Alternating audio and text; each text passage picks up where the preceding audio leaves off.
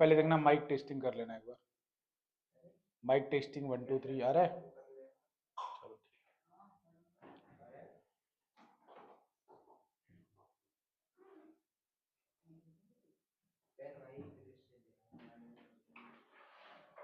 1 2 3 3 3 1 4 4 1 5 5 1 6। आज मेरी ये 7वें घंटे की क्लास है। 6 घंटे में ऑलरेडी पढ़ा चुका है, ये 7वां घंटा है मेरा। और उसके बाद भी आज मेरा फास्ट है एकादशी का। हाँ चलो, कौन सा क्वेश्चन हो गया था? 2023 हो गया था। 27 57। अच्छा बता 2020। अच्छा ये मैं क्या खोल रहा हूँ? थोड़ा दिमाग आज कम काम कर सकता है, कोई बात नहीं, लेकिन फिर भी मैं, क्योंकि ये सब चीज़ें हम लोग को रटी हुई है, कोई दिक्कत नहीं है।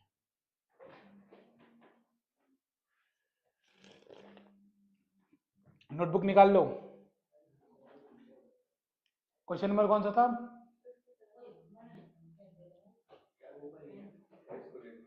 57 करा दिया था ना कि बाकी था? करा दिया था। 2023 2023 2023 2023 को देखो। 2023 बच्चों आ गया। Question number 64। 64 question number.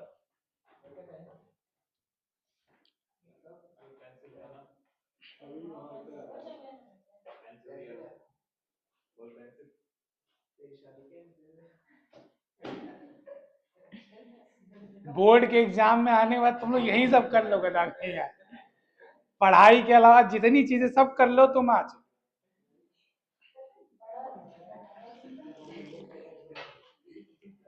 बस पढ़ाई मत करो, एक सब कुछ कर लो तुम लोग। अरे ये तो मैंने कल करा दिया था ये। अरे सेकंड वाला पार्ट करके दिखाओ चलो। बेटा ये वाला फर्स्ट वाला पार्ट तो हो गया था ना। सेम क्वेश्चन पिछले वाले जैसा है। फर्स्ट वाले पार्ट में किसका ग्राफ ड्रॉ करना है बेटा? वी आर का। पिछले वाले जैसा है। सेकेंड पार्ट में उसका कौन सा ग्राफ ड्रॉ करना है? वी आई का। ये तो पिछला वाला है। सेकेंड पार्ट इसका अटेम्प्ट करो। ये 5 नंबर का आया था। सेकेंड पार्ट जो होगा कितने नंबर का होगा? 3 2 2 नंबर का होगा। टाइमर स्टार्ट कर दे रहा हूं अभी। अभी टाइम हो रहा है 18:50।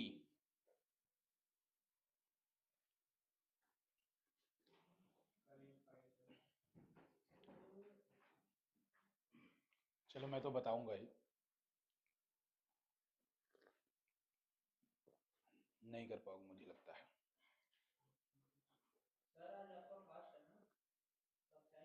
मैं चाय पीता हूँ फास्ट में। भाई जीने के लिए कुछ तो छोड़ दोगे।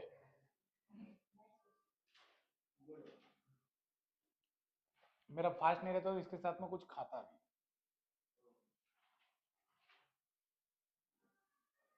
चलो कोई बात नहीं। मरकर कहाँ गया? चलो मेरी बारी। क्योंकि इसमें सीरीज पैरेलल मैं बता दूं। सीरीज पैरेलल मैं बता दे रहा हूँ।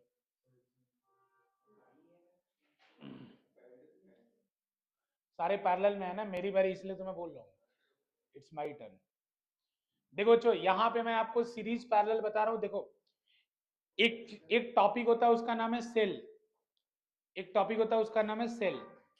तो सेल में मैंने आपको कुछ चीजें बताई थी लास्ट क्लास में, बस क्विक रिवाइंड करा रहा हूँ, इधर ध्यान दो।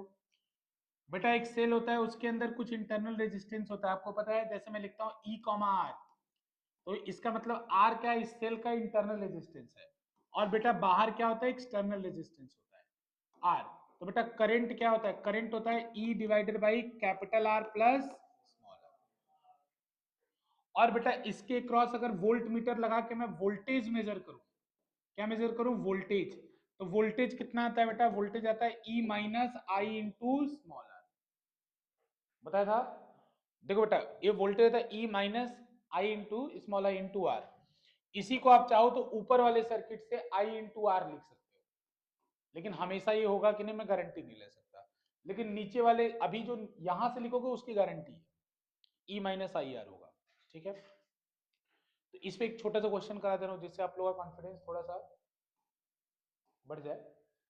तो इसमें जैसे मान लो बच्चों, एक रेजिस्टेंस है 2 ओम का, एक रेजिस्टेंस है 6 ओम का, और एक रेजिस्टेंस है 3 ओम का। इन सब को कनेक्ट कर दिया है एक बैटरी से जिसका वोल्टेज है 12 वोल्ट और उसका इंटरनल रेजिस्टेंस है 2 ओम। ठीक है, तो बच्चों ऐसे मैंने एक वोल्ट मीटर कनेक्ट कर दिया और बोला find the reading of the volt metre. Question बना लो, लिखो find the reading of the volt metre. क्योंकि अब जब इलेक्ट्रिक सेल टॉपिक पूरा कर लेते हैं, क्योंकि उसका क्वेश्चन और भी आ गया, तो आपको कॉन्सेप्चुअल क्लैरिटी दे देते हैं। Find the reading of the volt metre. ठीक है, find the reading of the volt metre. बेटा आर इक्विवेलेंट सब लोग निकाल लो, ऊपर वाले का फटाफट करो। आर इक्विवेलेंट निकल जाएगा ना, आर इक्विवेलेंट निपटाओ, खत्म करो वो वाला पार्ट, खत्म करो पहले, आर इक्विवेलेंट खत्म करो। कैसे? हाँ,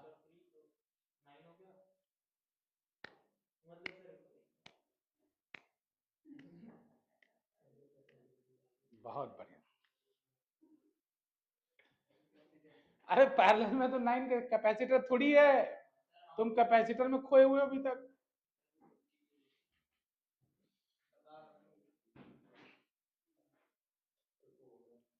कितना होगा? तो टोटल कितना हो जाएगा? 4। टोटल 6 भी बोल रहा है तो सही बोल रहा है, 2 इंटरनल रेजिस्टेंस बैटरी का भी तो है।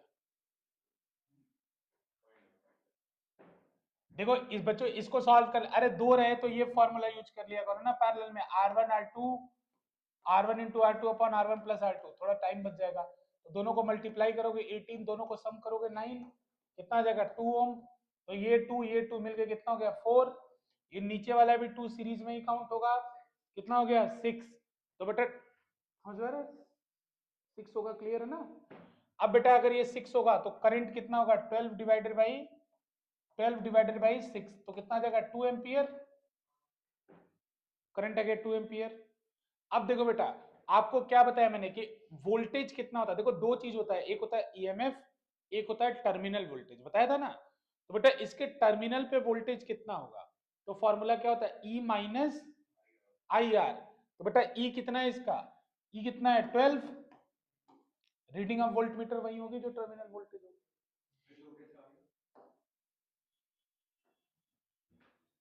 दो कैसे आ गया बेटा, ई की वैल्यू कितनी है 12, टोटल रेजिस्टेंस कितना है 6, तो 12/6 कितना आ जाएगा 2 एम्पियर। नहीं ठीक है ना ये तो। बेटा V इक्वल टू कितना होगा 12 माइनस आई आर, आई कितना निकला 2। और बेटा इंटरनल रेजिस्टेंस बैटरी का,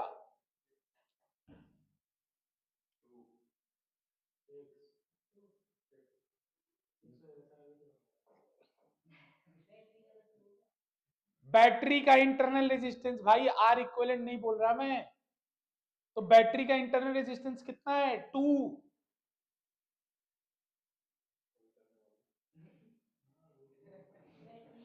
तुम यही गलती करना कि आर इक्विवेलेंट टोटल लगा देना यहाँ पे, बैटरी का है ना, तो बैटरी का कितना है 2 × 2, कितना आएगा ये 8 वोल्ट। ये इसका आंसर है। गधा कहीं का लिखो, लिख लो इसको। अरे समझ में आ रहा है ना बेटा, आर किसका वाला यूज करना है, ई में। क्या वो नहीं समझ में Nidhi? Find the reading of the volt meter, find the reading of the volt meter, this was the question कि find the reading of the volt meter, volt meter की रीडिंग बताओ। अरे रीडिंग मतलब वैल्यू, गधा बहुत पिट जाओगे तुम। ठीक है, क्लियर है? ये मत भूलो, टर्मिनल वोल्टेज और ईएमएफ के बीच में क्या रिलेशन होता है, V is equal to E minus I R. इसमें आर बैटरी का होता है, इंटरनल टोटल नहीं होता है। टोटल का इस्तेमाल होता है करंट निकालने के लिए। करंट निकाल लिया तो बैटरी का आर यूज करो, ठीक है। बोलो यहां तक कॉन्फिडेंस है? हाँ। एक फॉर्मूला होता है V equal to E plus I R, ठीक है। देखो इधर ध्यान से बच्चों, दो मोड होता है बैटरी का। बैटरी का एक मोड होता है चार्जिंग मोड, एक मोड होता है चार्जिंग मोड। चार्जिंग मोड में क्या होता है, करंट बैटरी के अंदर जाता है, मतलब प्लस वाले टर्मिनल से करंट निकलता है, ठीक है। तो इसका ईएमएफ अगर आई है और रेजिस्टेंस आर है, तो बेटा टर्मिनल वोल्टेज अब निकल के आता है ई प्लस आई आर। समझ में आया? ये देखो उल्टा बता रहा हूं, पिछले वाले से अलग।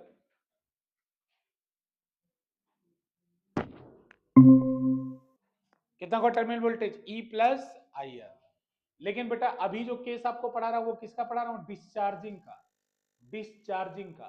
तो बेटा अगर डिस्चार्जिंग का केस होगा, डिस्चार्जिंग का केस होगा तो इसका मतलब क्या होगा, बैटरी के पॉजिटिव से करंट निकलेगा, बैटरी के पॉजिटिव से करंट निकलेगा। और यहां पे ई अगर है और यहां पे रेजिस्टेंस आर है, तो V की वैल्यू कितनी होगी, ई माइनस आई आर, ठीक है ना। तो अकेला बैटरी रहे तो हमेशा डिस्चार्ज ही होगा। लेकिन अगर मान लो एक 12 वोल्ट की बैटरी है, एक 2 वोल्ट की बैटरी है, अब 12 वोल्ट और 2 वोल्ट एक दूसरे के अपोजिट में लगे हैं, तो 12 वोल्ट वाला करंट उसके अंदर फ्लो करा देगा। तो उस समय formula V equal to E plus I R use करना, मतलब करंट देख के फिर करंट कैसे जा रहा है, ये सबको क्लियर है। अब इसके बाद बच्चों ये दो कॉन्सेप्ट होता है याद रखना, एक डिस्चार्जिंग का और चार्जिंग का अलग अलग होता है। अब डायरेक्टली वो कॉम्बिनेशन ऑफ सेल, देखो बोर्ड में इसका प्रूफ भी आया, 2023 में आया है, और ये प्रूफ के काफी चांसेस है कि एग्जाम में आएगा। तो ये प्रूफ है, combination of cell, combination of cell, combination of cell, ये इसका प्रूफ है। देखो मैं फिर बोल रहा हूं, कार्तिक, सार्थक, निधि, बाकी तुम लोग भी जिसके पास नोट्स नहीं है अच्छे से लिख लिया करो, और यही नोट्स रिवाइज करके जाना है बोर्ड में, ये मान के लिखा करो। जिनके पास है वो अच्छी बात है, और जिनको क्लियर नहीं है टॉपिक वो भी नोट्स अच्छे बनाए, समझ में आता है, नहीं आता है तो फिर वो भी देख लिया करो। तो इसमें पहला कॉम्बिनेशन होता है बेटा series combination, series combination, series combination पहला कॉम्बिनेशन होता है, ठीक है। देखो यहाँ पे थोड़ा सा मैं बेसिक्स भी आप लोग को बता दूंगा, किरचॉफ्स लॉ का बेसिक्स।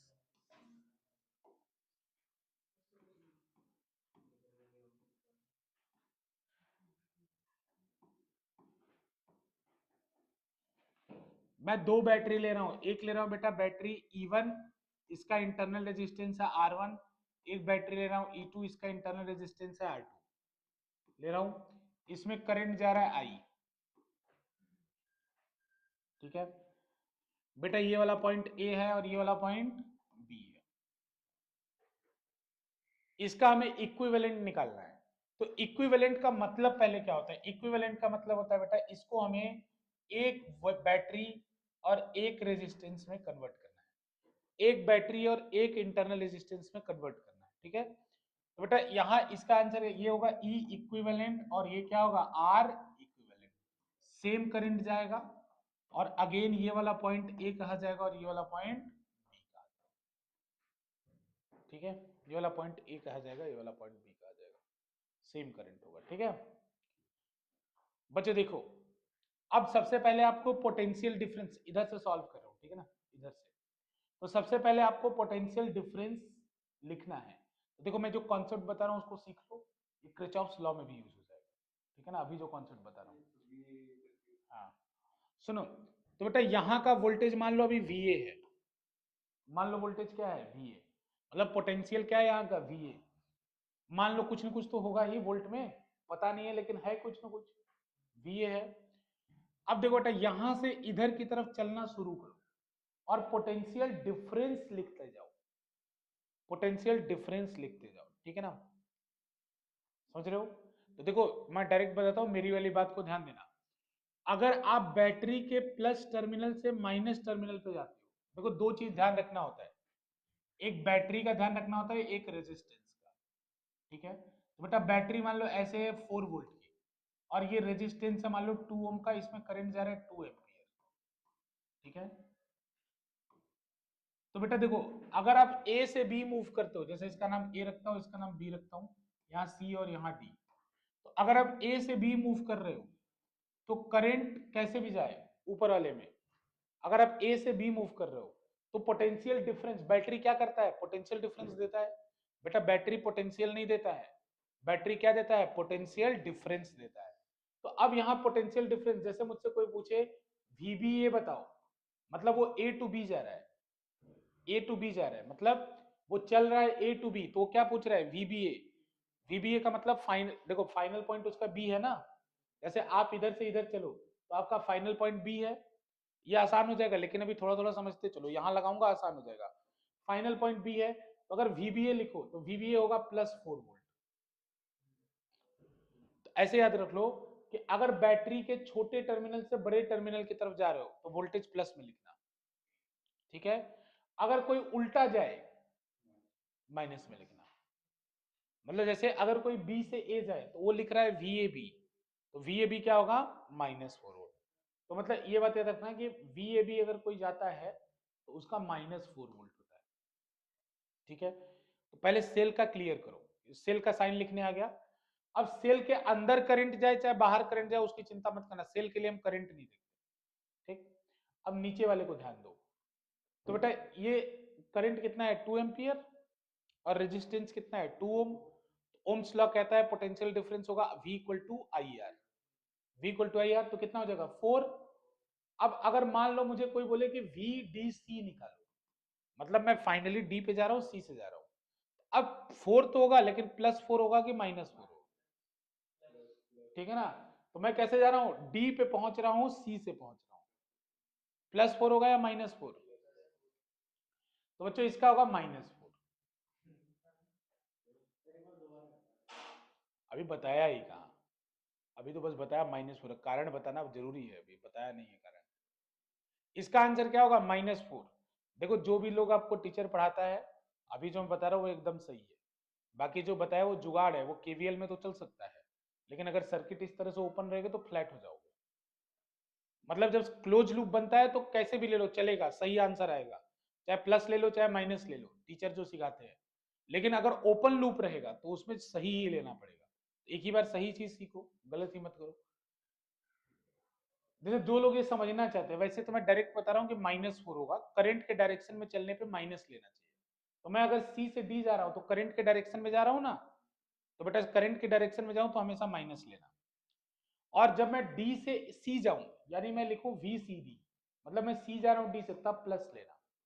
ये मैं समझने के लिए बता रहा हूँ, बाकी जो लोग इस बात के लिए समझना चाहते हैं तो मैं उनको लॉजिक दे रहा हूँ, कि जो लोग ये समझना चाहते हैं कि ऐसा क्यों है, तो मैं उसका लॉजिक बता रहा हूँ। तो इसका लॉजिक क्या है, देखो बेटा, तो हम क्या लिखते हैं, पोटेंशियल डिफरेंस, क्या लिखते हैं, पोटेंशियल डिफरेंस। तो जैसे मान लो मैं 7 से 12 पे मूव कर, जैसे अगर एक नंबर लाइन बनी हुई है, तो नंबर लाइन पे मैं 7 पे था और मैं 12 पे मूव किया, तो मेरा डिफरेंस कितने का आएगा, 5 का, +5 का आएगा, क्योंकि 12 - 7 करूंगा तो +5 का आएगा ना। लेकिन मैं 12 पे था और 7 पे आया, तो मैं डिफरेंस निकालूंगा तो 7 - 12 करूंगा, तो माइनस में आएगा। बात समझ रहे हो कि नहीं समझ रहे हो, फिर से सुन लो, अगर नंबर लाइन है, मैं 7 पे हूँ 12 पे जा रहा हूँ, तो मैं अगर डिफरेंस पूछूं कि मैंने कितना ट्रेवल किया, तो आप क्या करोगे, 12 - 7, वैल्यू 5 आएगी, प्लस में आएगी। लेकिन मैं अगर 12 पे हूँ और 7 पे आ रहा हूँ, तो आप फाइनल माइनस इनिशियल करोगे ना, 7 - 12, तो वैल्यू माइनस में आएगी, माइनस में। अब यहाँ देखो ध्यान से बेटा, current always travel from high potential to low potential, तो यानी कौन हाई पे है, सी की डी, हाई पे कौन है, करंट ट्रेवल करता है हाई टू लो, तो हाई पे कौन है, सी, और लो पे कौन है, डी। तो अगर कोई सी से डी जा रहा है तो वो हाई से लो जा रहा है, तो मतलब पहले वाली वैल्यू उसकी हाई थी, बाद वाली उसकी वैल्यू लो थी, यानी वो 12 पे था 7 पे जा रहा है, तो वैल्यू क्या रहेगी, माइनस। समझ रहे हो कि नहीं समझ रहे हो? तो जो समझना नहीं चाहते उनके लिए मैं डायरेक्ट बता रहा हूँ, करंट के डायरेक्शन में चलो माइनस लिखो, बैटरी के लिए छोटे स्टिक से बड़े स्टिक पे जाओ प्लस लिखो, बड़े स्टिक से छोटे स्टिक पे जाओ माइनस लिखो, डिबेट खत्म। बाकी ये याद रखो, लेकिन अगर कोई समझना चाहे कि इसके पीछे सही है कि नहीं है, क्या मैं अपना रूल बता रहा हूँ, तो एकदम साफ साफ बात बता रहा हूँ कि यही सही है जो मैं बता रहा हूँ। इसके अलावा जो कोई भी जिसको बताया गया वो जुगाड़ है, और केवीएल में ये जुगाड़ चल जाएगा, क्योंकि क्लोज लूप होता है तो साइन से आपको फर्क नहीं पड़ेगा, क्योंकि इक्वल टू के दूसरे साइड जाके फिर उस हिसाब से रिजल्ट आता है। लेकिन जब आप सही पढ़ोगे जैसे इस तरह के प्रूफ में, तो यही जुगाड़ चलेगा। बोलो ये क्लियर? बच्चे क्लियर ना? कि देखो मैं करंट के डायरेक्शन में जाऊं माइनस लिखो, करंट से अपोजिट जाऊं प्लस लिखो। बैटरी के लिए करंट मत देखना, बैटरी के लिए जब लिखो तो करंट मत देखना, छोटे डंडे से बड़े डंडे की तरफ जाओ प्लस लिखो, बड़े डंडे से छोटे डंडे की तरफ जाओ माइनस लिखो। चलो स्टार्ट करते हैं यहां से, वही चीज जो मैंने वहां पढ़ा है यहां स्टार्ट करेंगे। तो बेटा मैं अभी VA पर हूं, मैं चल रहा हूं A to B। मैं कैसे चल रहा हूं? A to B। मैं उल्टा भी चल सकता हूं, B to A भी आ सकता हूं, उसमें कोई दिक्कत नहीं, रिजल्ट सेम आएगा। तो A to B चल रहा हूं, तो सबसे पहले मुझे कौन मिला? E1। तो मुझे इसको जंप करना है, तो जंप किया तो मैंने छोटे डंडे से बड़े डंडे की तरफ गया, तो मैं यहां लिखूंगा प्लस E1। ठीक है, मैं यहां पहुंच गया। तो बेटा करंट कैसे जा रहा है? ऐसे जा रहा है, तो मैं करंट के डायरेक्शन में जा रहा हूं। बेटा मैं करंट ऐसे जा रहा है ना, तो करंट के डायरेक्शन में जा रहा हूं ना, तो करंट के डायरेक्शन में क्या होता है? माइनस के प्लस, माइनस, तो यहां कितना हो जाएगा? Minus I into R1। ठीक है, मैं यहां पहुंच गया, यहां छोटे डंडे से बड़े डंडे पर, तो बेटा कितना होगा? Plus E2। यहां पहुंच गया, करंट सेम डायरेक्शन में जा रहा है, बेटा कितना होगा? Minus I into R2 is equals to VB। मैं यहां पहुंच गया ना, अब तो यहां का पोटेंशियल किसके इक्वल होगा? VB के। अब बेटा एक काम करो, यहां से VBA निकाल लो, VBA निकाल लो, तो VBA कितना आएगा? VBA आएगा बेटा E1 प्लस E2 माइनस आई R1 प्लस R2। दो सही लिखा हूं क्या? VBA चाहिए, VBA का मतलब VB माइनस VA चाहिए। VBA का मतलब क्या होता है बेटा? VB minus VA। तो VB पहले से है, VA को उधर भेज दूं, तो VB माइनस VA, VBA लिखा जाएगा। तो VBA कितना हो गया? E1 को एक साथ लिख लो, E1 प्लस E2, और R वाले टर्म को एक साथ लिख लो, I कॉमन ले लो, I माइनस। तो बेटा ये इक्वेशन है 1, ये इक्वेशन है 1। सेम काम इधर से करना है, सेम VBA इधर से निकालना है। तो बेटा मैं अभी यहां हूं, तो यहां का पोटेंशियल क्या लिख लूं? VA। ये बैटरी है, बैटरी का कितना होगा? प्लस ई इक्विवेलेंट, बैटरी का प्लस ई इक्विवेलेंट। बेटा करंट के डायरेक्शन में मूव कर रहा हूं, तो क्या होगा? Minus I into R equivalent is equal to VB। VB होगा, तो बेटा यहां से देखो VBA निकालो यहां से भी, तो E equivalent minus I into R equivalent will be equal to VBA। तो बेटा ये इक्वेशन 2 है। Comparing equation 1 and 2, E equivalent equal to E1 plus E2 and V R equivalent is equals to R1 plus R2। Answer comparing equation 1 and 2। हालांकि हमारे question में जो अभी हमने बोर्ड का पढ़ा था उसमें पैरेलल का आया था, लेकिन मैं दोनों बता रहा हूं।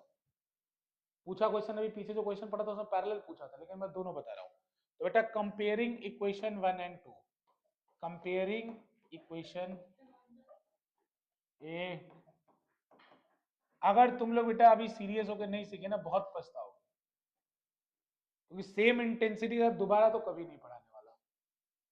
ठीक है ना? तो अभी जिसका छूटा है पूरा सिलेबस कराऊंगा बोर्ड तक, फिर एक एक चैप्टर कराऊंगा, लेकिन इतना प्रॉमिस कर लो, पीछे के जो चैप्टर हो गए उनमें एक भी क्वेश्चन गलत नहीं होगा, ये कर लो। उसका MTG मंगा के या PDF लेके उसका पूरा प्रैक्टिस कर लो लास्ट 10 साल, और जो डाउट बनता है पूछ लो। इलेक्ट्रो में बहुत डाउट बनेगा, क्योंकि इलेक्ट्रो में बहुत सारा क्वेश्चन है, बहुत सारा डाउट इलेक्ट्रो में बनेगा। तो इलेक्ट्रो का प्रैक्टिस तो करो, उठाओ तो सही बुक, तब तुम्हें पता चलेगा। डाउट बहुत बनेगा, लेकिन बेटा डाउट अगर क्लियर कर लोगे ना, पूरा डन हो जाएगा। 10 साल का PYQ MTG पे पूरा लग जाओ, बहुत अच्छा हो जाएगा। ठीक है, इक्वेशन 1 एंड 2 वी हैव, क्या मिलेगा बच्चों? तो E equivalent is equals to E1 plus E2, और R equivalent is equals to R1 plus R2। अब बोलोगे सर कोई पोलैरिटी बदल दिया, तब पोलैरिटी बदल दिया मतलब E2 घूम गया, E2 घूम गया, तो यहाँ बीच में क्या लगा देना, माइनस। तो तुम्हें डाउट हो सकता है कि सर माइनस E1 में लगेगा कि माइनस E2 में लगेगा। तो याद रखना जो चार्जिंग में आ जाए उसमें माइनस लगा देना। अभी दोनों बैटरी किसमें है, डिस्चार्जिंग में है। कैसे पता, क्योंकि दोनों के पॉजिटिव टर्मिनल से करंट निकल रहा है। अरे निकल रहा है ना पॉजिटिव से, तो दोनों किसमें है, डिस्चार्जिंग में है। अरे डिस्चार्ज बैटरी तब होता है जब उसके प्लस से करंट निकले। अगर ये घूम गया, ये घूम गया, तो बैटरी चार्जिंग में हो जाएगी, क्योंकि इसके प्लस में करंट अंदर जाने लगेगा। तो चार्जिंग में हो जाए तो जो चार्जिंग में है उसको माइनस लगा देना, जो चार्जिंग में है उसको क्या लगा देना, माइनस। लेकिन रेजिस्टेंस में मत लगा देना माइनस, रेजिस्टेंस में हमेशा क्या रहेगा, प्लस। रेजिस्टेंस में हमेशा क्या रहेगा, प्लस। बोलो डन है, मैटर सॉल्व है। आगे चले, पैरेलल का भी कर लो। देखो न्यूमेरिकल भी बहुत इंपॉर्टेंट, उस पर न्यूमेरिकल भी पूछा था ना लास्ट हमने जो किया था, उसमें तो न्यूमेरिकल ही आया था। इसीलिए थियरी भी न्यूमेरिकल भी दोनों इसके इंपॉर्टेंट है। हो गया डन बच्चों, क्या करो क्रिस, हाथ हटाओ। दूसरा बेटा, parallel combination, parallel combination of cell, parallel combination of cell, cell का पैरेलल कॉम्बिनेशन लिखा हुआ है बेटा, सेल का पैरेलल कॉम्बिनेशन। पैरेलल कॉम्बिनेशन में ऐसे ले लो बेटा, E1 ले लो, ये R1 ले लो, ये E2 ले लो और R2 ले लो, ऐसे कनेक्ट कर दो। ठीक है ना, इसको आगे बनाने की जरूरत नहीं, इतना ही। बेटा देखो इसमें करंट में मान रहा हूं ऐसे जा रहा है आई, ये दो पार्ट में बट रहा है, I1 I2 पैरेलल में बटेगा ना बेटा, पैरेलल में तो बटेगा करंट। तो ये वाला पॉइंट ए मान लो, ये वाला पॉइंट बी मान लो। बेटा इक्विवेलेंट सर्किट हमेशा वही बनती है जो पीछे बनाया था। तो इक्विवेलेंट सर्किट, तीन लाइन का मतलब इक्विवेलेंट, ठीक है ना। इक्विवेलेंट सर्किट एक ही बनेगी, आर इक्विवेलेंट, और ये बनेगा आपका ई इक्विवेलेंट। ये ए है और ये क्या है, बी है। क्या हो गया, ठीक है, ठीक है, कोई दिक्कत नहीं, कोई परेशानी नहीं। बेटा पैरेलल में चलो अब लिखते हैं हम लोग। पहले हम I1 की वैल्यू निकालेंगे VBA और E1 के टर्म में, फिर हम I2 की वैल्यू निकालेंगे VBA और E2 के टर्म में। तो पहले हम लोग ऐसे चलेंगे, फिर हम लोग ऐसे चलेंगे, ठीक है। चलना शुरू करें। तो बेटा पहला VA, इधर से हमने यहां से शुरू किया, ऊपर से जा रहा हूं, VA प्लस E1, जल्दी जल्दी लिख रहा हूं, किसी को कोई डाउट होगा तो मुझे बता देगा। समस्या कोई समस्या, बेटा VA स्टार्ट किया, ऊपर से गया, ऊपर ये बैटरी का प्लस में माइनस से प्लस E1 हुआ, यहां गया I इंटू R1 हुआ, और बाद में किसके को लगा, VB के। सॉल्व, यहां से I1 निकालो बेटा, तो यहां से एक काम करो, पहले VBA बना लो, ये उधर जाके VBA हो जाएगा, VB हो जाएगा। तो बेटा ऐसे लिख सकता हूं, E1 minus VBA is equals to I1 into R1। उड़ गया क्या तोता, करके दिखाऊं क्या, ज्यादा ही शॉर्ट हो गया क्या, अरे क्या पता प्यारे बच्चे, मास्टर अपने ही पढ़ा के पढ़ ले। ये बताओ ये डन है, ठीक है। बेटा इसको इधर कर रहा हूं, इसको इधर कर रहा हूं, क्योंकि I1 निकालना, चलो मैं क्या निकाल रहा हूं बेटा, I1, मैं क्या करूंगा, I1 निकालूंगा, इसी तरह I2 निकालूंगा, उनको सम करके I लिखूंगा, फिर वहां से I निकालूंगा, ठीक है। अब की बार दोनों जगह से I निकालूंगा। तो I1 बेटा देखो यहां से कितना आएगा, तो E1 minus VBA is equals to I1 R1, ठीक है बेटा, देख लो ये इधर है वो उधर गया, यहां से I1 निकाल लो। बेटा I1 कितना होगा, E1 minus VBA upon R1, E1 minus VBA upon R1, ठीक है, डन करो। सार्थक तुम लिख नहीं रहे हो। हाँ, समझ भी नहीं, लिख रहे हो तो फिर समझ नहीं रहे हो। कुछ तो ऐसा है जो तुम मिस कर रहे हो, मुझे ऐसा फील हो रहा है। ठीक है, कुछ ना कुछ तो मिस हो रहा है। कार्तिक, तुम लिख भी रहे हो, समझ भी रहे हो, या देख रहे हो ना? बेटा सिमिलरली अब निकालने की जरूरत नहीं है, I2 ऐसे लिख दो, similarly.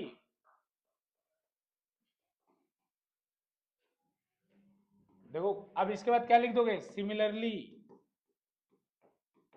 Similarly I2 is equals to क्या होगा, ट्रेंड से बताओ, E2 minus VBA upon R2। लिखने की जरूरत नहीं है दोबारा।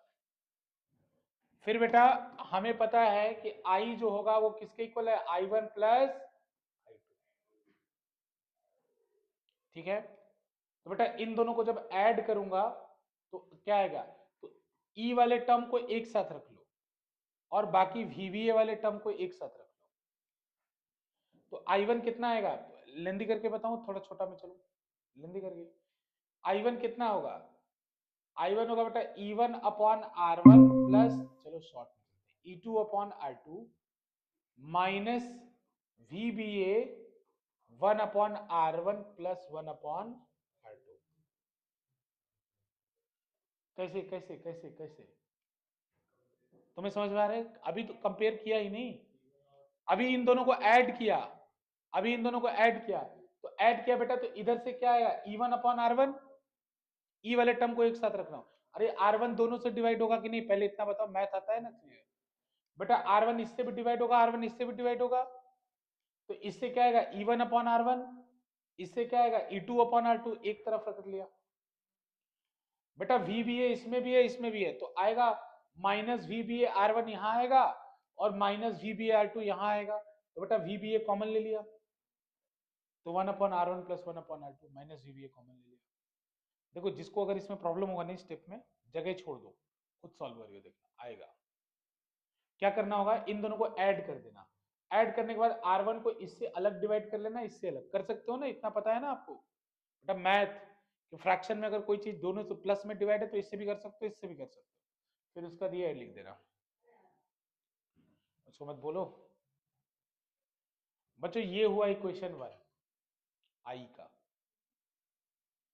ठीक है, यहां से निकालो VAB, तो वही पुराना वाला होगा, फिर भी लिख लो VA माइनस आई जाएगा इसमें, I into R equivalent plus E equivalent is equal to VB। तो VB माइनस VA कितना होगा, VBA कितना होगा, VB होगा ई इक्वेलेंट माइनस, हमें क्या निकालना था, I निकालना था ना, I निकालो डायरेक्ट, I निकालो यहां से, तो I कितना हो जाएगा, देखो इसको पहले VBA बना लो, ज्यादा शॉर्ट मत करो ना तो बच्चे उड़ जाएंगे, minus I into R equivalent equal to VBA होगा, VB होगा ना, यहां से आई निकालो बच्चों, तो इसको इधर भेज दो, तो आई की वैल्यू कितनी आएगी, E equivalent minus VBA upon R equivalent, तो आर इक्वेलेंट दोनों से डिवाइड होगा,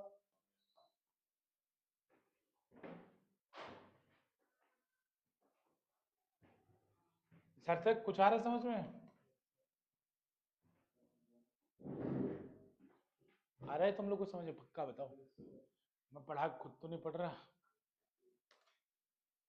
देखो पैरेलल में एक बात याद रखो, पैरेलल में हमेशा करंट प्लस किया है, तो पहले ऊपर वाले ब्रांच की करंट निकाल लो और नीचे वाले ब्रांच की करंट निकाल लो, तो करंट किसके टर्म में निकालना है, VBA के टर्म में और ई के टर्म में, दोनों निकाल लो, ठीक है ना, VBA के टर्म में और ई के टर्म में, थोड़ा डायग्राम को याद रखना, VBA और ई के टर्म में एक दो बार करके देख लेना है, इसको याद हो जाएगा हमेशा के लिए, ठीक है ना। हाँ, करंट माइनस कर सकते हैं, KCL में कर सकते हैं,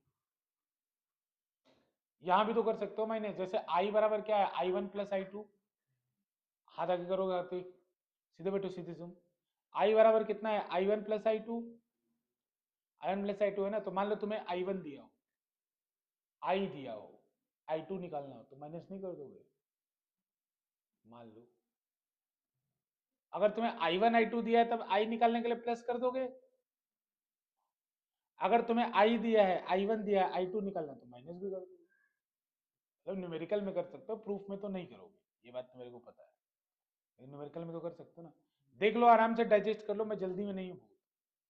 जो पैरेलल वाला प्रूफ थोड़ा सा टफ होता है, ठीक है ना, मैं बहुत जल्दी में नहीं हूँ। सार्थक समझ ले बेटा, समझ ले, गेम ओवर हो जाएगा, ठीक है ना, फिर 2 एग्जाम देने पड़ जाएंगे बिना मतलब के एक सब्जेक्ट में।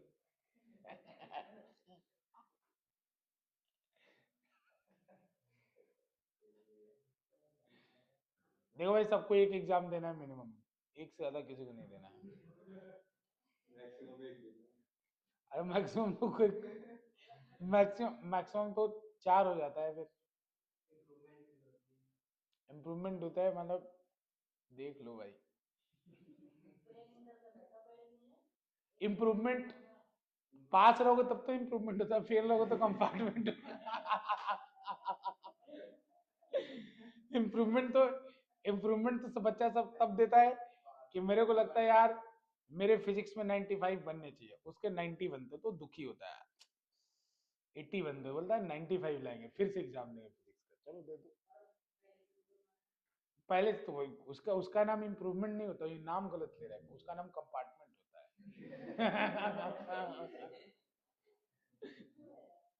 नाम ही गलत ले रहे हो। अगर कम कंपार्टमेंट दोगे, फिर कंपार्टमेंट तो निकलेगा नहीं, फिर से 1 साल रुकोगे। अरे यार, कंपार्टमेंट में कोई पास नहीं होता है, बहुत रेयर।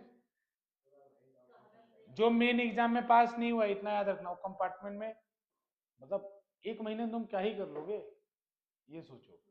जो तुमसे पूरे साल कुछ नहीं हुआ, तुम 1 महीने में क्या कर लोगे, ठीक है। और उसके बाद जलीलियत भरा माहौल चारों तरफ, जलील किए जाओगे हर तरफ से, जहां जाओगे दोस्त मजाक मजाक उड़ाएंगे, ठीक है।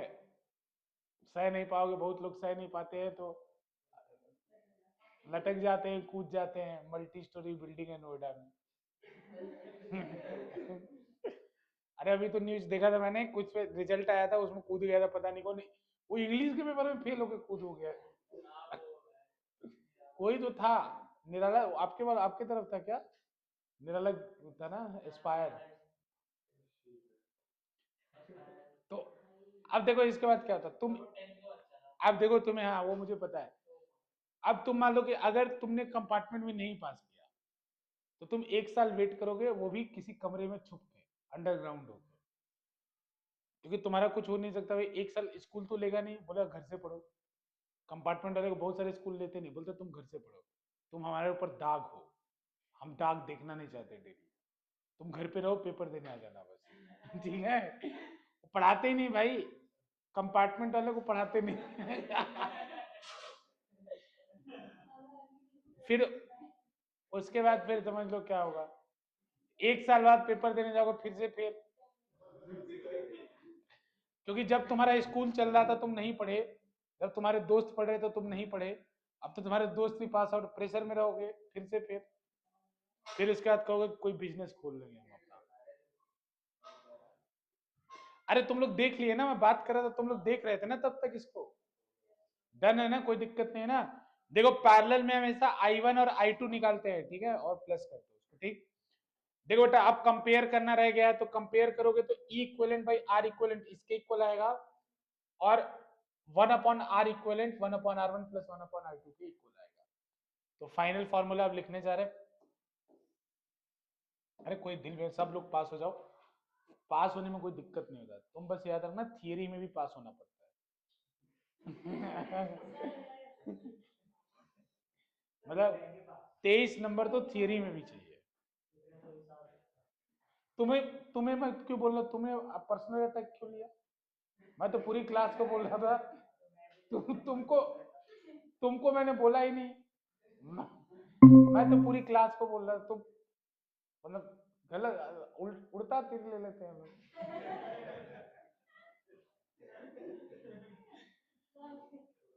तीर उड़ते उड़ते जा रहा था, पकड़ लिया, हाईलाइट, बिना मतलब के हाईलाइट हो जाते हैं लोग।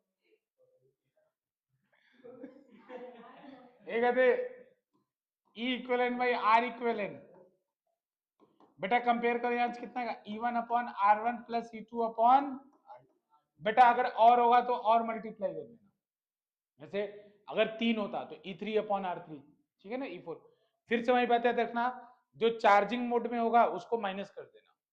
जैसे अगर यहाँ कोई चार्जिंग मोड में है तो माइनस लगा देना, डिस्चार्जिंग में रहे तो प्लस रख लेना, ठीक है बेटा। आर इक्वेलेंट 1/R इक्वेलेंट जो है 1/R1 प्लस 1/R2 के इक्वल होगा।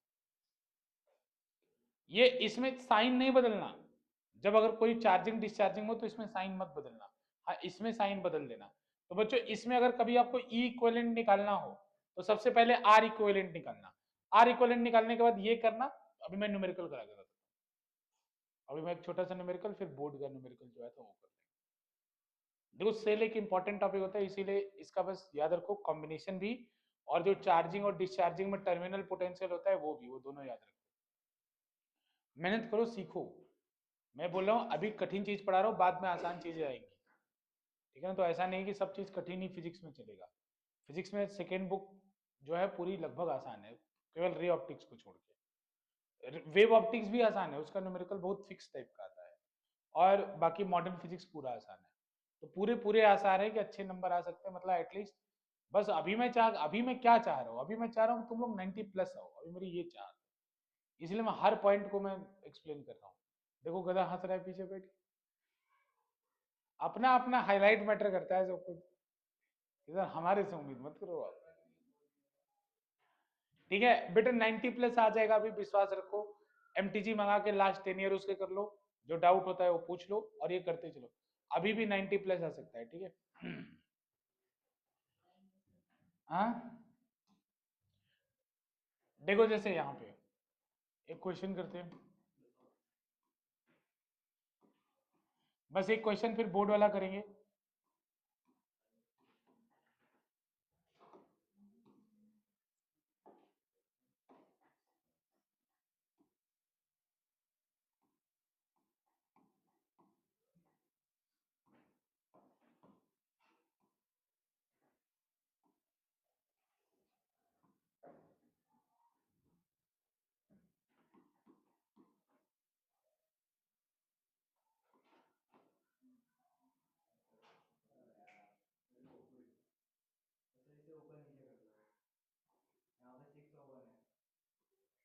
क्या यहाँ पे, अच्छा तुम आलसी बने रहना चाहते हो।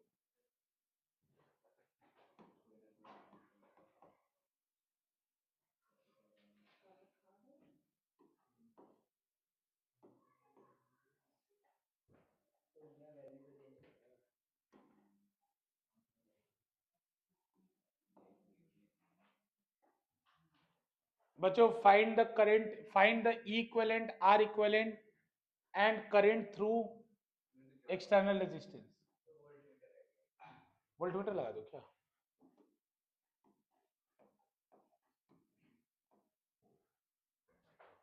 ठीक है। इक्विवेलेंट पता करो, आर इक्विवेलेंट पता करो, वी का रीडिंग पता करो, वी का रीडिंग पता करो।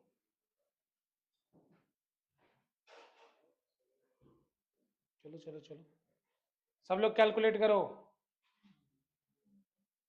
तीन टाइमर है, 7:30 आ गया, कितना हो रहा है। हाँ तो 3 मिनट ले लो टाइम। हम्म, हाँ ठीक है, वो तो बाहर वाले का ना। तुम ऐसे याद रखो ना, इंटरनल रेजिस्टेंस एनआर होता है, ये नहीं भी याद रखो, याद क्यों करना है, तुम डायरेक्ट याद रखो एनआर होता है, ये सही लिखा है, लेकिन ये तब होगा बेटा ना जब सब इक्वल हो। अरे ऐसा जरूरी थोड़ी कि सारा इक्वल है, ठीक है ना। ज्यादा फॉर्मूला रटने में विश्वास मत करो, बस इतना याद रखो, सीरीज में क्या करेंगे, सबको प्लस करेंगे, और बैटरी जो डिस्चार्ज हो रही है उसको माइनस करेंगे, चार्ज हो रही, सॉरी चार्ज हो रही है तो माइनस करेंगे, प्लस करेंगे। अब बाकी ओम्स लॉ से करेंगे, छोड़ दो फार्मूले, क्यों फार्मूले लिखने, इतना फार्मूले से क्या परेशान। यहाँ है देखो, यहाँ मुझे पता है E1/R1 E2/R2 करेंगे, मान लेंगे। बच्चों पहले इक्विवेलेंट आर इक्विवेलेंट निकालो बच्चों,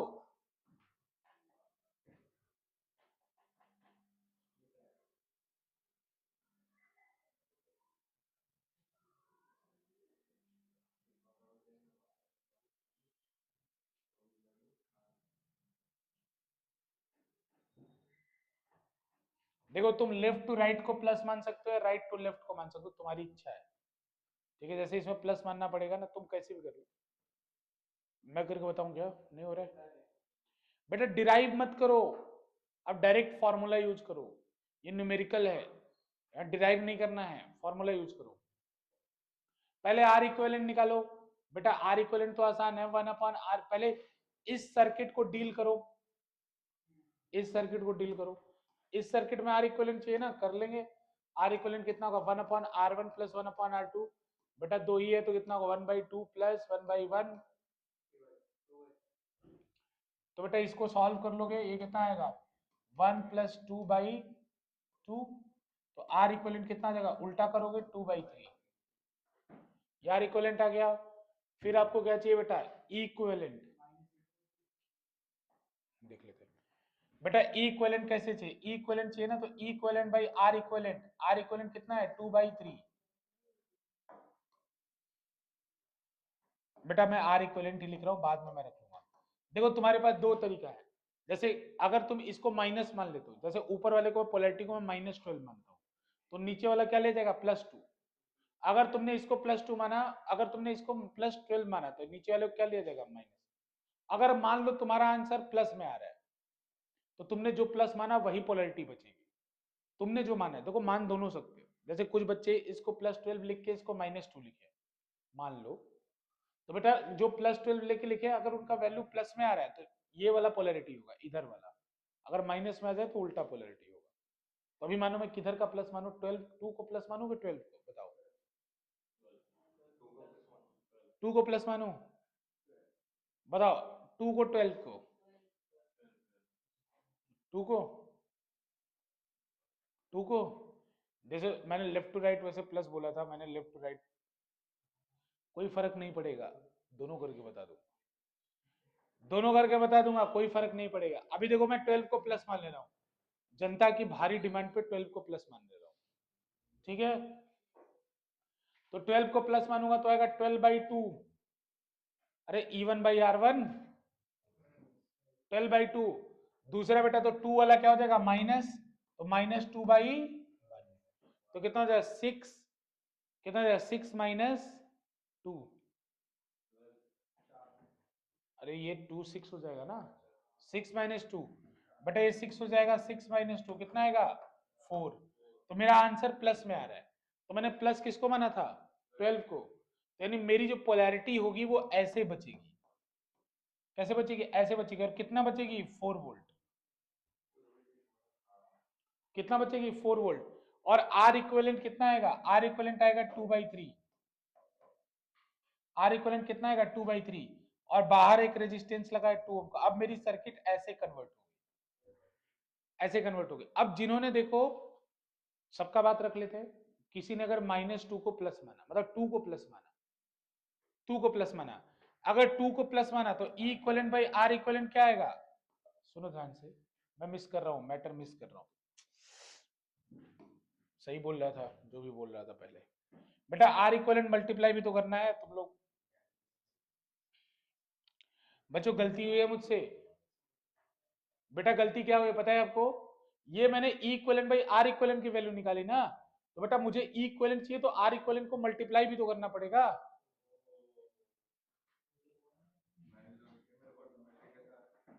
बेटा, बेटा समझ रहे हो क्या गलती हुई? समझ रहे हो आप लोग? बेटा मैंने आर इक्वलेंट से मल्टीप्लाई कहाँ किया था? मल्टीप्लाई करना पड़ेगा ना, तो मल्टीप्लाई किया। आर इक्वलेंट उधर जाके मल्टीप्लाई हुआ तो कितना है बेटा? 2/3। तो कार्तिक का, सॉरी सार्थक का आंसर सही था, 8/3। तुमने बताया था, अपने से किया था तो ठीक है, 8/3। और ये प्लस में आया है, प्लस में आया है, और मैंने 12 को प्लस माना है। तो बेटा इसकी पोलैरिटी 12 के जैसे होगी, 12 के जैसे। और ये आएगा 12 वोल्ट। और ये कितना आएगा बेटा? कितना है आर इक्वलेंट? 2/3। और ये रेजिस्टेंस ऐसे करके 2 ओम आएगा। ठीक है, डन। ठीक है, डन बच्चों। अब अगर मान लो मैं माइनस मानता कोई, किसको मानो? प्लस को मानो 2 को, प्लस मानो 2 को। तो अगर 2 मान के प्लस सॉल्व करूंगा तो क्या आएगा बच्चों? E1/R1, तो 2/1 -12/2। तो इसका आंसर क्या आ जाएगा? -5। तो इससे इक्विवेलेंट का आंसर कितना देगा? -4। तुम लोग बता क्यों नहीं रहे, सुस्त हो गए हो? तो इसका आंसर कितना आएगा? -8/3। इसका आंसर क्या आएगा? -8/3।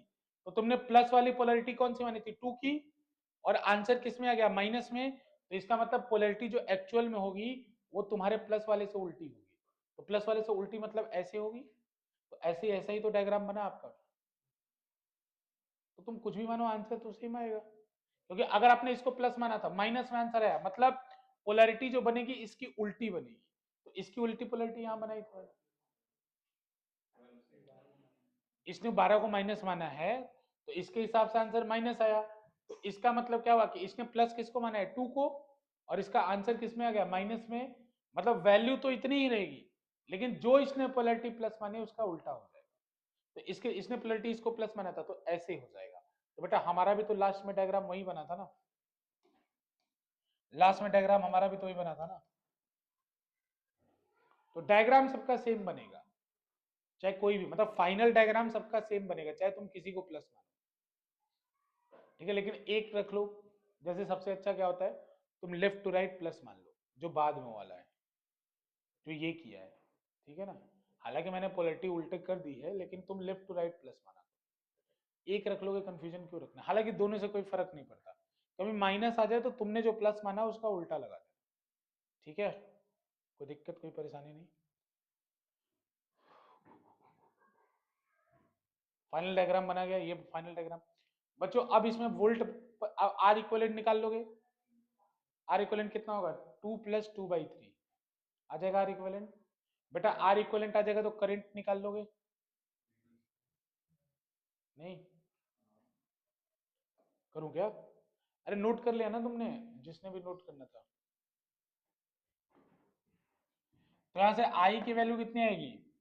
8/3/2 + 2/3, क्योंकि ये दोनों सीरीज में है। तो कितना होगा? 8/3 अपॉन, कितना होगा? 6 + 8, 8 बाई, चमत्कार हो गया, 1 आ गया। करंट कितना आ गया? 1 एम्पियर। तो बेटा अगर करंट 1 एम्पियर हो गया तो वोल्ट मीटर की रीडिंग कितनी होगी? 1 एम्पियर जा रहा है और ये 2 ओम है। कितनी होगी वोल्ट मीटर की रीडिंग? 2 वोल्ट। बेटा V = IR लगा लो। तो V की वैल्यू कितनी है? 2। सॉरी, I की वैल्यू कितनी है? 2। देख लो, I की वैल्यू 1 है और R की वैल्यू 2 है। मेरा दिमाग कम काम कर रहा है, लेकिन फिर भी समझ रहे हो कि नहीं समझ रहे हो? इतना सब पढ़ने के बाद सब गायब हुआ, गायब हो गया सब। चल रहा है सेटल्ड मैटर। सेटल्ड है तो निपटा दो वो क्वेश्चन जो बोर्ड में आया था।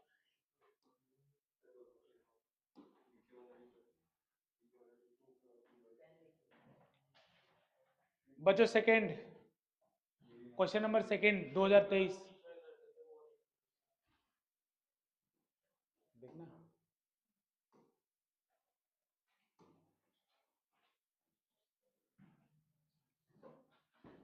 ठीक है,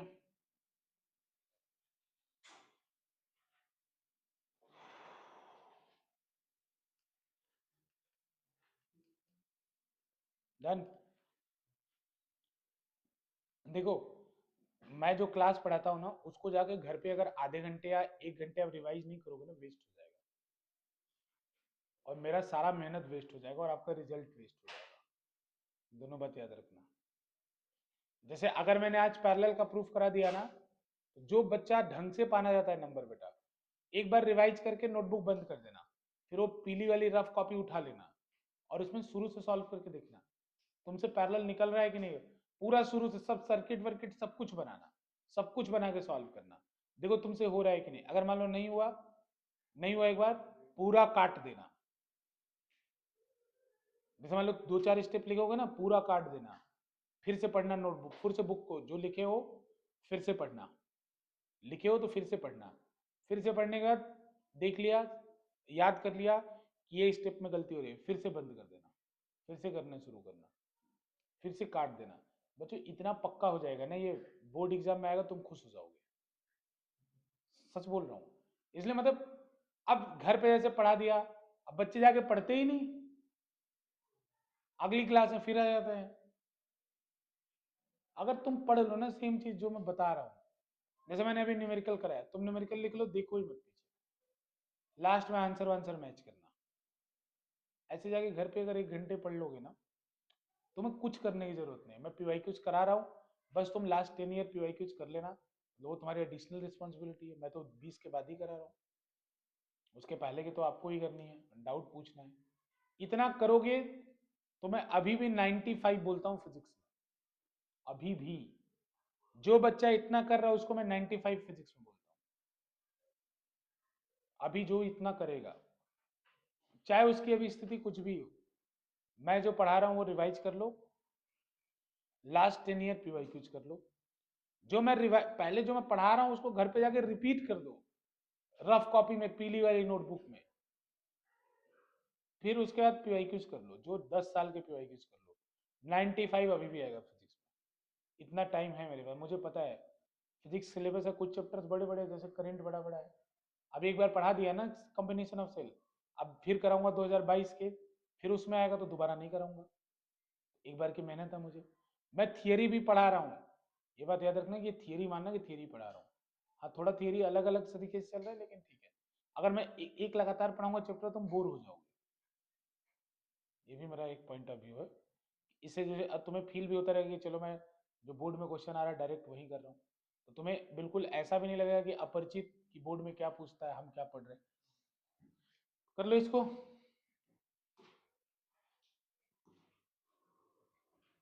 सेकंड पार्ट निपटा दो इसका। 64 का ना सेकंड पार्ट।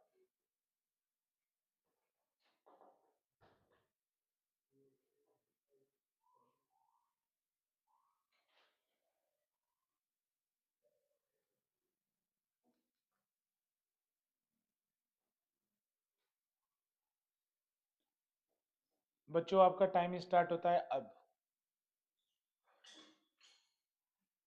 ये क्वेश्चन जो है 2 मार्क्स का है, तो 3 मिनट आपके पास टाइम है। Let's start.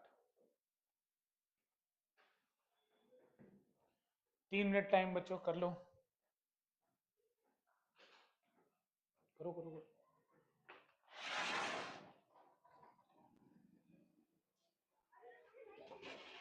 ये पेरेंट्स आएगा 7:40 बोले थे ना, जब आएंगे तो बता देना मुझे।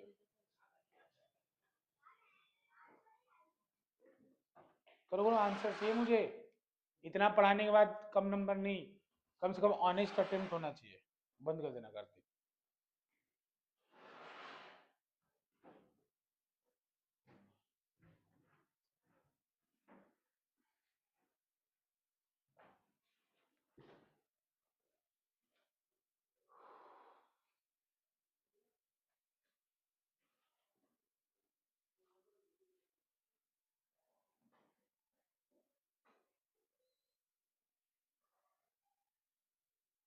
नहीं हो रहा है, लगाओ फॉर्मूला करो। पैरेलल वाला लगेगा। E1 E2 सब क्या है, ई है, सब तो ई है ना। और कुछ नहीं बोल रहा है तो सबको सेम मानना, किसी की पोलैरिटी तुम उल्टा करना ही मत, सबको तुम सेम मान के चलना। पहले ड्राइंग बनाओ बेटा, ड्राइंग बनाओ, ड्राइंग बनाओ कि है क्या तुम्हारा आधा battle, you will won the half of the battle. Just draw the drawing, इसका ड्राइंग बनाने का प्रयास करो, आधा जंग जीत जाओगे।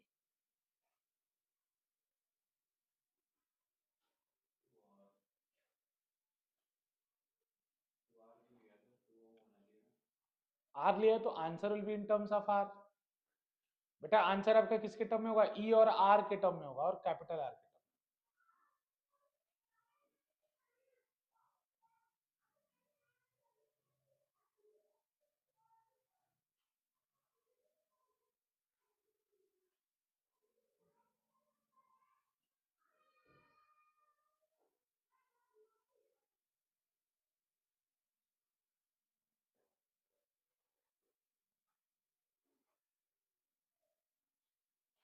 करो करो बेटा करो, जो बताया ना वो फॉर्मूला लगाओ, ठीक है, सेम टू सेम। ड्राइंग बनाओ सबसे पहले, तीनों अगर पैरेलल में कनेक्टेड है, सेम पोलैरिटी, ड्राइंग बनाओ। बेटा ड्राइंग बनाओगे ना बुद्धि खुल जाएगी।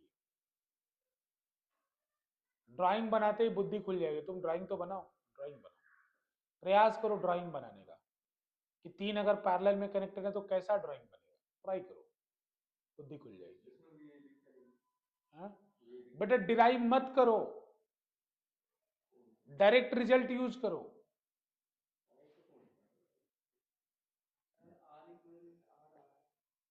ठीक है, आर इक्वलेंट के लिए क्या करोगे, 1/2r plus 1/3r plus 1/6r equal to 1/r equivalent, इतना तो निकाल ही सकते हो, निकाल लो। और किसी का कुछ नहीं है,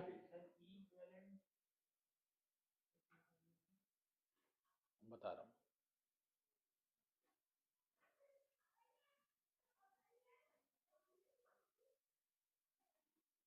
बच्चों 1 मिनट बचा हुआ बस आपके पास।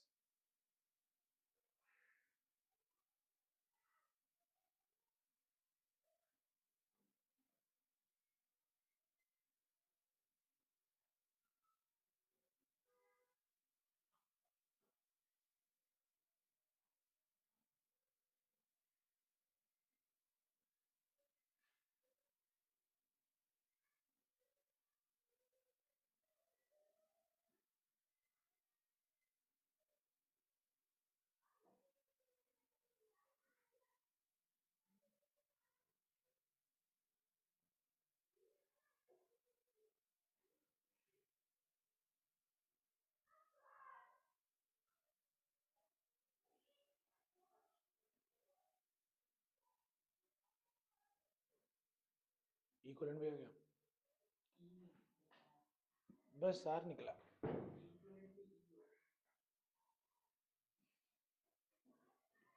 वो तब होता है जब प्योर हो सबका। 1r ना, 6r कहाँ गया, 6r होगा यहाँ पे,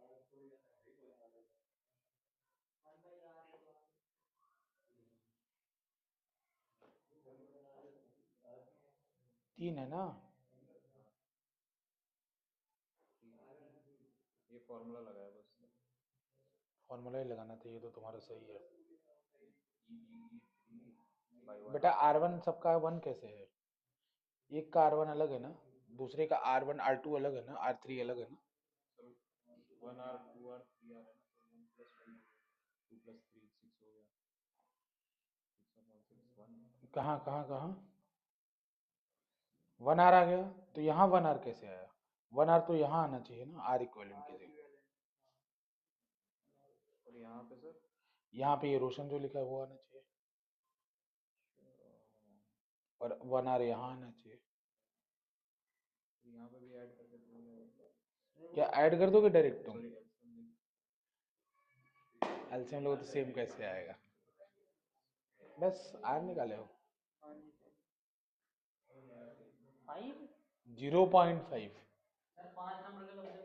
बेटा उसका सेकेंड पार्ट है, फर्स्ट पार्ट में ऑलरेडी 3 नंबर हो चुका है।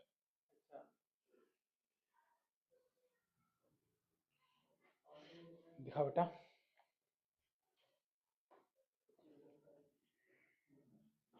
आर कहाँ गया, आर कहाँ गया, आर कहाँ गया, ओम नहीं आर है वो, 0.5 दिखाओ निधि। 2r लिखो ना बेटा, आर है, आर को मत छोड़ो, 2r प्लस 6r प्लस, सबका एलसीएम कर लो बेटा, एलसीएम करोगे तो 6r आएगा ना, गड़बड़ एलसीएम क्या है, गड़बड़ 0.5 बता रहे हो यार, वो ओम थोड़ी है, 2r 3r 6r है वो, your answer will be in terms of are.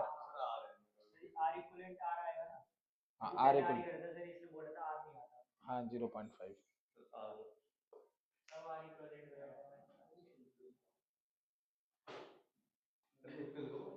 0.5।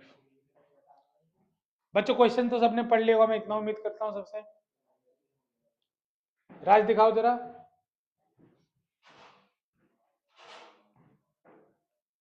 राज सो रहे हो क्या, क्वेश्चन दिखाओ।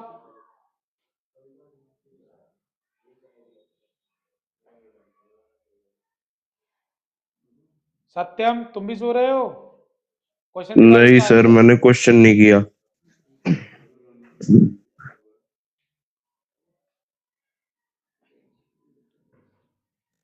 अरे अरे वो नीचे से लिखा होगा तो तुरंत पता चल जाएगा ना, लैंग्वेज में फर्क होता है। आओ बच्चों आओ, चलो कोई बात नहीं, थोड़ा सा हार्ड होता है, इसको घबराओ मत। पहला काम आप किया करो, जहां भी पॉसिबल बच्चों डायग्राम बनाया करो। तो देखो मैं डायग्राम बना रहा हूँ। ई पहला था कितना, आर था, देखो बताते जाना। फिर दूसरा फिर ई था, फिर कितना था, टू आर था। अरे छोड़ो यार, पैरेलल में ऊपर नीचे हो गया, क्या दिक्कत। फिर उसके बाद ई था, फिर कितना था, थ्री आर था, क्या था, क्या क्या था, टू थ्री। अच्छा ये थ्री आर था, ये टू आर था, इसको सिक्स आर कर ले रहा हूं, इसको सिक्स आर कर ले रहा हूं, ठीक है। ये सिक्स आर है, ठीक है बेटा। सुनो ध्यान से, ये भी ई है, सुनो। और इसके बाहर एक रेजिस्टेंस लगाया गया है, कैपिटल आर। बच्चों ध्यान दो, पहला काम आपको आर इक्वलेंट निकालना है। तो आर इक्वलेंट कितना होगा, one upon R equivalent is equal to one by two R plus one by three R plus one by six R. LCM कितना आएगा, सिक्स आर। एलसीएम कितना आएगा, सिक्स आर। बेटा यहाँ आएगा थ्री, यहाँ आएगा टू, यहाँ आएगा वन, यहाँ आएगा वन। बेटा ये ठीक है। तो बेटा ये कितना आएगा, six upon six R is equals to one upon R equivalent, is equals to one upon R equivalent. तो बेटा आर इक्वलेंट कितना आएगा, सिक्स से सिक्स कैंसिल हो जाएगा, आर। पहले बताओ इसमें किसी को कोई डाउट हो, नहीं सबने निकाल लिया। इधर इधर बस सब आगे हो गया, वहां तक सबका लगभग सही है। अब देखो इस जगह से बेटा आर इक्वलेंट आ गया। अब हमें निकालना है इक्वलेंट। देखो सबसे मुश्किल इक्वलेंट होता है, यहां ध्यान दो, पहले फॉर्मूला ध्यान दो। तीन है ना, तो E equivalent upon R equivalent equal to E one upon R one plus E two upon R two plus E three upon R three. तीन है तो बढ़ा लो उसके हिसाब से। तो देखो बेटा ई इक्वलेंट अपॉन आर इक्वलेंट, तो ई इक्वलेंट आर इक्वलेंट कितना निकाल चुके हो, आर। आर इक्वलेंट की जगह रख दो। यहां कितना आएगा बेटा, E upon two R plus E upon three R plus E upon six R. ऐसे करो। अब अगर ऐसे करोगे बेटा, फिर से एलसीएम वाली कहानी, एलसीएम वाली कहानी, तो इसका एलसीएम कितना आएगा, सिक्स आर आएगा। तो यहां कितना आएगा बेटा, थ्री, थ्री आएगा ना, plus two E plus E आ जाएगा। तो यहां से कितना आ जाएगा, six E upon six R, six से सिक्स कैंसिल। तो E equivalent upon R, R is equals to E by R, R से आर कैंसिल, ई इक्वलेंट कितना आएगा, ई। अब सुनो ध्यान से, रुको उसने बोला था ई, लेकिन मैं एक बात बताता हूं बेटा, हमेशा ई हो जरूरी नहीं है, समझ रहे हो क्या। अगर रेजिस्टेंस की वैल्यू कुछ और होती बेटा, ई नहीं आता। इसलिए देखो, अगर आइडियल सोच रहता तब मैं, जैसे आर इक्वलेंट मान लो सबका आर नहीं रहता, आर अलग रहता, तो सबका ई आता, या सबका आर सेम होता तब ई आता। ये अगर ई आ रहा है तो मात्र एक इत्तेफाक कहा जाएगा, ठीक है। ऐसा हमेशा नहीं होगा, तुम करके चेक भी कर सकते हो, यहाँ ऐसा हो रहा है, और वो भी आपको करके ही दिखाना पड़ेगा या दिखना पड़ेगा। अब यहां से देखो सर्किट क्या बन गया, सर्किट बन गया एक ई, एक आर और एक कैपिटल आर। तो बेटा करंट कितना होगा, करंट होगा E divided by capital R plus, खत्म करो।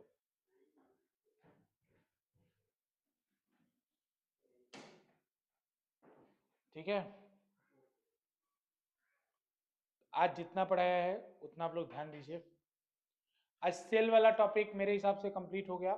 अब आगे किसी भी ईयर में अगर सेल का क्वेश्चन आएगा, बोलो बोलो बोलो, नहीं उससे बोलो बोलो, कोई दिक्कत नहीं। कोई डाउट हो ना पूछा करो, डाउट आई अप्रिशिएट, कोई डाउट